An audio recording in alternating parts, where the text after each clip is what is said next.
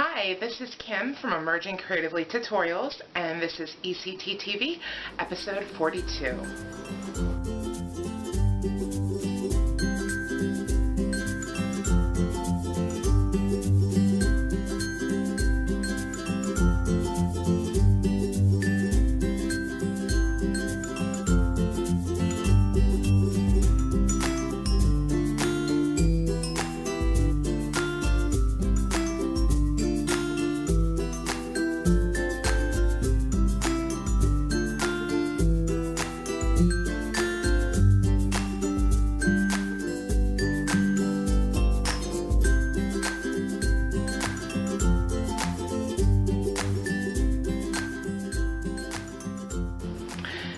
In today's episode, I am going to show you how to string jewelry. Now, you maybe already know how to do this, so there are a couple little things that maybe you haven't tried before. I am going to be using wire guardians, which is something I haven't always used, and in my previous episodes I haven't shown you how to use. You'll also learn how to use crimp beads, and also stringing, of course. Now, for this video, and you maybe noticed the title, I am going to be fixing a necklace. It's actually a necklace that I made previously. I've made it years and years and years ago for my mom, kind of when I first started making jewelry again as an adult. And it broke a little bit ago, and I haven't fixed it yet for her, so I'm going to be fixing it. So maybe this has happened to you. You have a beaded strand of jewelry and it breaks. I'm going to show you how to fix it. So I hope you find this video useful, and let's get started with the tutorial. Okay, so here are the tools and materials you'll need for this necklace. So you can use any beads that you like. As I mentioned in the intro, this is a necklace that I had made for my mom many years ago that has broken, so I'm fixing it. So I'm using those beads. I also have some other blue beads on hand just in case she maybe lost a few beads when the necklace broke. This is a pretty long necklace. And originally there wasn't a clasp on it, but I'm going to put a clasp on it this time, and I'm going to show you how to do all that. You will need some beading wire. I am using 49 strands, and this is basically the strongest wire. It also has the softest drape, which you can read right on here.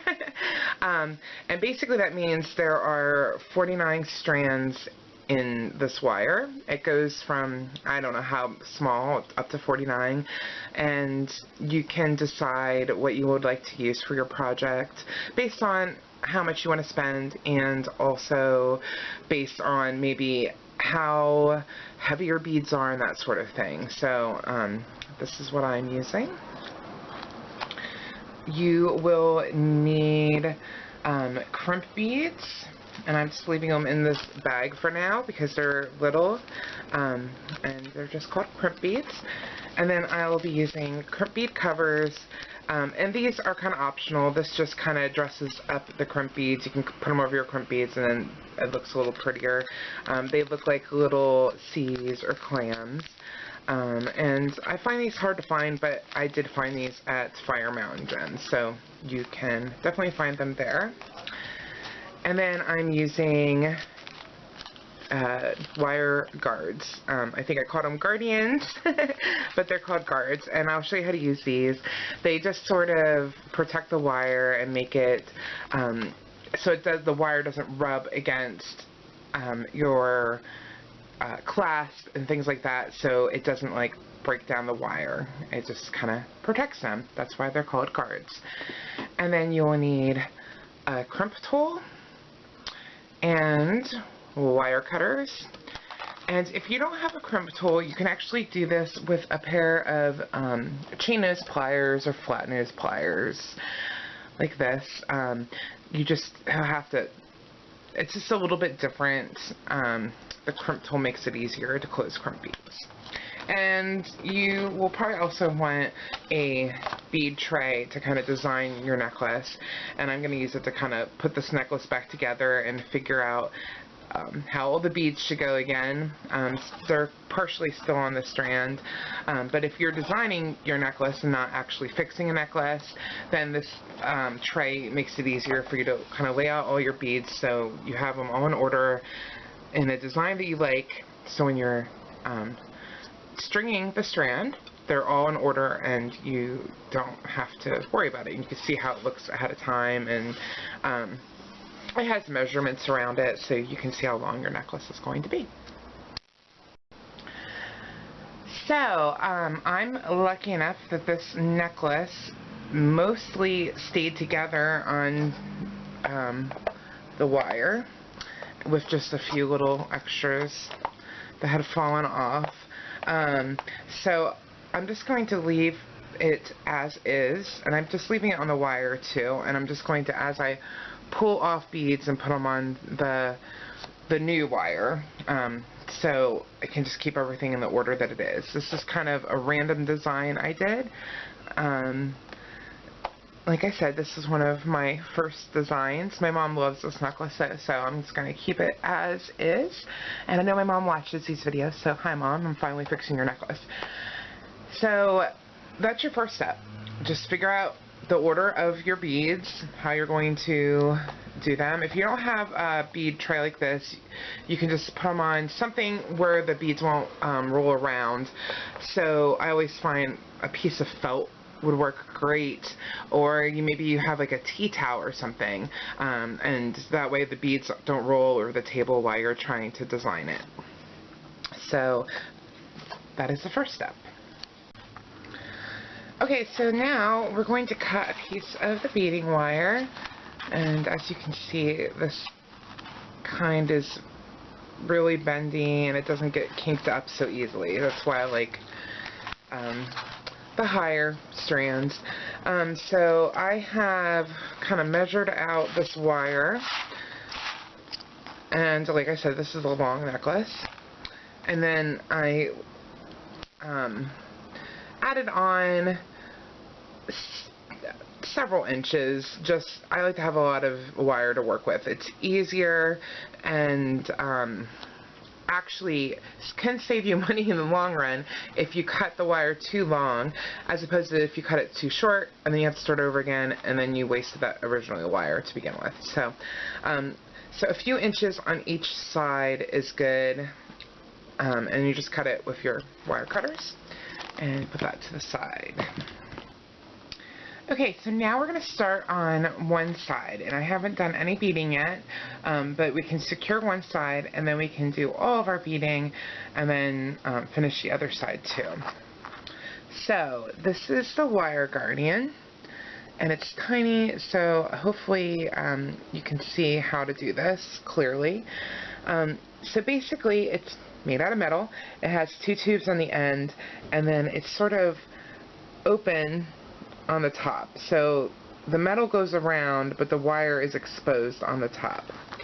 So what you want to do is take your wire and thread it through a tube, and then we're going around and thread it back down through, so you can kind of see here, and then you just pull it so it's secure. So like I said, it's through these two tubes on the ends, and then the top is open for the wire.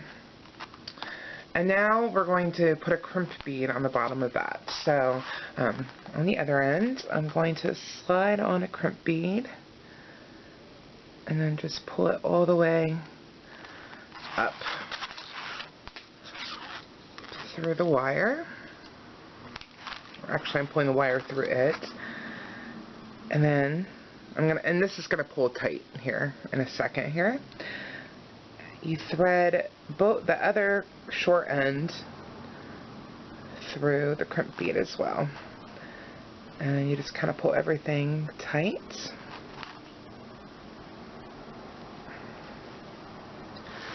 Like So, okay, so now we're going to close this crimp bead, and so when we do it, we're going to just pull it, make sure everything's kind of pulled tight here, but I wanted to show you on a crimp bead tool. You'll notice there are two kind of bumps inside, and one is larger and it's more toward the handle, and one is smaller and it's closer to the tip here. So when you close a crimp bead, you put it into the larger one first, and that closes the crimp bead. It kind of smushes it closed. And then you put it into the smaller one, and that basically folds the crimp bead in half. So when you do it the first time,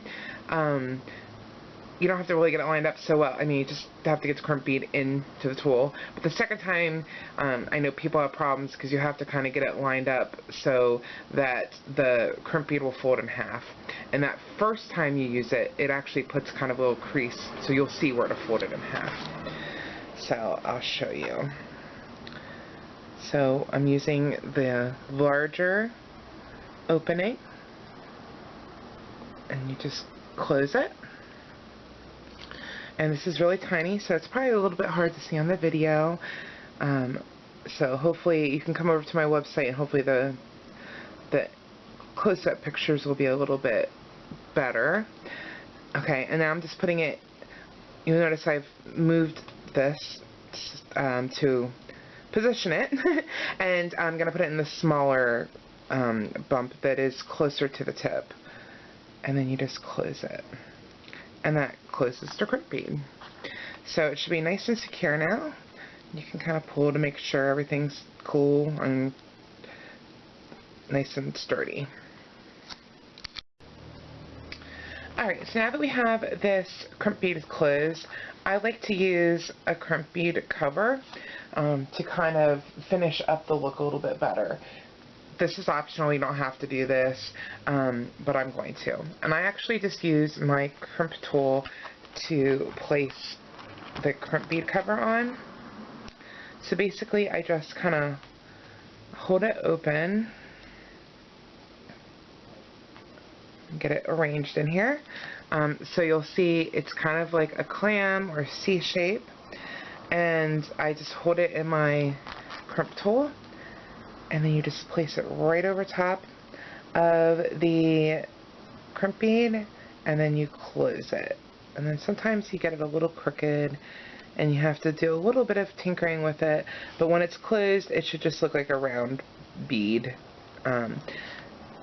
It shouldn't look like anything different than just like a silver round bead. So that kind of finishes up that side.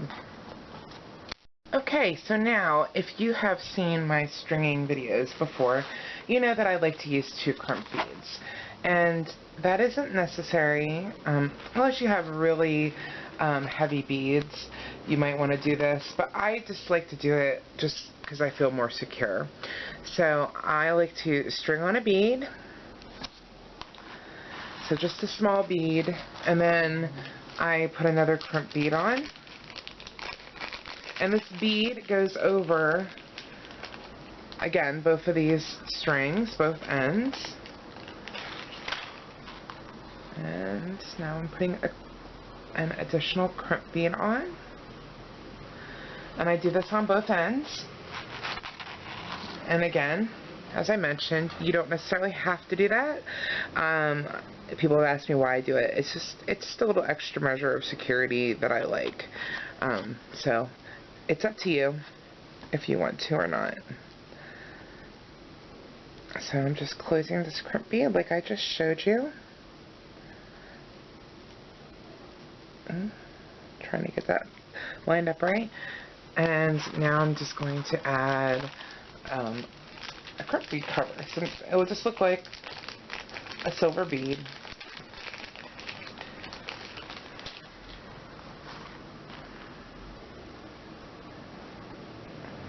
So I'm just going to go ahead and add that.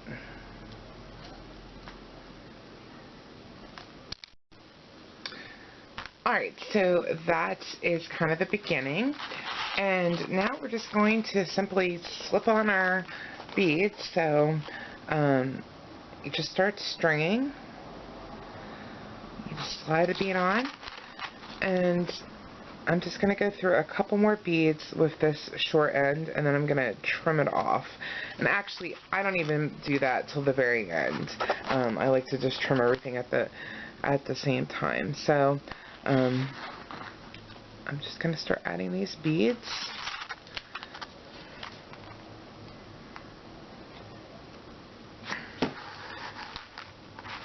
And you just add the beads until you have as many as you'd like. And kind of when you get to the end before you finish, which I'll show you in a few seconds here, but just measure around your neck and make sure it's the length you'd like it to be before you finish it. So I'm just going to go ahead and bead this necklace, and I'll meet you back here momentarily. So I just wanted to show you a little shortcut or a little tip for if you are restringing a necklace like I basically am here, or even if you are going to string a strand of beads that you've purchased exactly in the way that they're already strung. So what I do is, this is the end of my wire.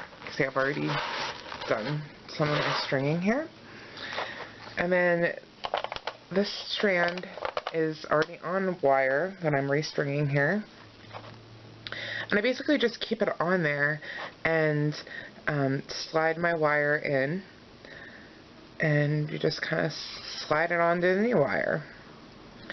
And then you can go for a little ways. I do it usually in different parts, probably more than I just did, but then you can just pull out the old wire and pull the beads onto the new wire. Okay, so I have my necklace restrung, and I just sort of have it in a spiral here because it's long. And so now we just have to finish this end, and we're going to do exactly what we did on this end, except it's a little bit different to think about because now we have all the beads on, so you have to think about it a little bit differently. Before, we could just sort of slide everything on as we needed, but now we have to think ahead. So we are going to slide on a crimp bead, and if you're using 2 crimp beads like I mentioned that I do, this is what you'll do. Otherwise, just slide on 1 crimp bead. So I'm doing a crimp bead and then a small bead and then another crimp bead.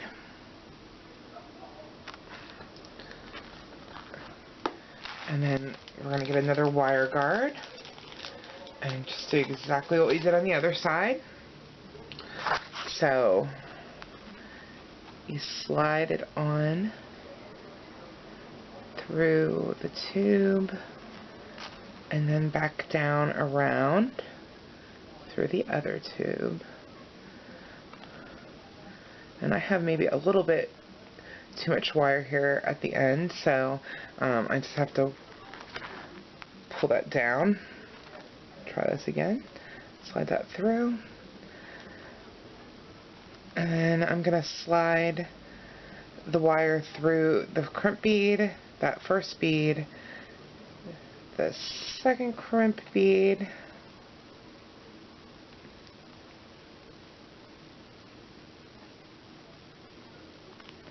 and then, oops, and then a couple more beads.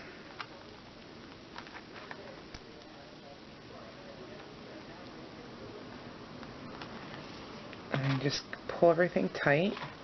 I have to pull everything kind of down, and then there we go. And then we're just going to close the crimp beads and add a crimp bead cover to each of these, just like we did before. So I have my tool, and so just like I showed you, you start with the bigger side, and then the smaller side, and the bigger side, and the smaller side. And like I mentioned, which I didn't just show you now, you can just use chain nose pliers to do the same thing. So what you would do is you would just flatten the crimp bead, and then you would hold the crimp bead So the pliers are right in the middle. Put it down on the table and then pull it up like that. And then you just flatten it in half. So it's the same idea. And did I do this one and the other one? Alright, and then I'm just going to go ahead and add crimp bead covers, and then we're just going to add a clasp to the end, and we'll be done with this necklace. Okay, so I have my crimp bead covers on here, and you can just double check to make sure you have everything nice and secure and those crimp beads are holding, and then you can just go in real close with your wire cutters and trim off the extra wire on both sides. Make sure you just clip the one. Alright, so now we just want to add a clasp, and since we use these wire guards, we can use jump rings or whatever we want, so you can really use any clasp that you like. I'm going to use a lobster clasp on this necklace. This necklace originally didn't even have a clasp on it when I originally made it for my mom, and I know she likes to just put it over her head, but I'm going to use a lobster clasp to close it, and then she can just leave it closed and still put it over her head if she likes, or if she wants to open it, she can. So I'm just going to go ahead and open a jump ring.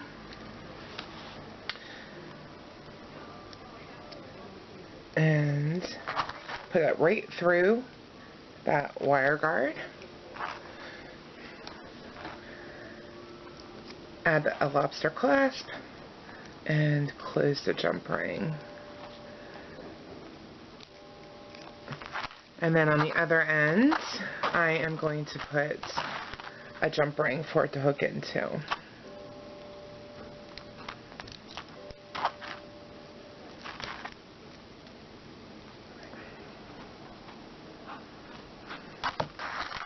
And then we can just close it. And that is how you make this necklace using wire guards. So I hope you liked this tutorial and you've learned a thing or two. It has gotten extremely dark here, and I think it's about to storm, so I am going to go batten down the hatches. If you want to see this tutorial in pictures, come on over to KimberlyKoehler.com, and I'll put the link down below this video if you're watching this on YouTube, and you can see this tutorial in pictures step by step, every step. If you would like to sign up for my email newsletter, you will get all future episodes of ECT TV in PDF form right in your inbox, and then you'll know when a new episode is ready, and you get the downloadable PDF. And to sign up, you can sign up over on my website as well.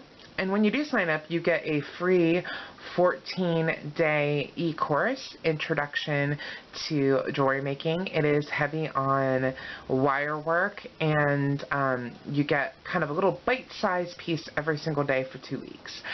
So I hope you had fun making your necklace, and I'll see you in a couple weeks. Bye-bye.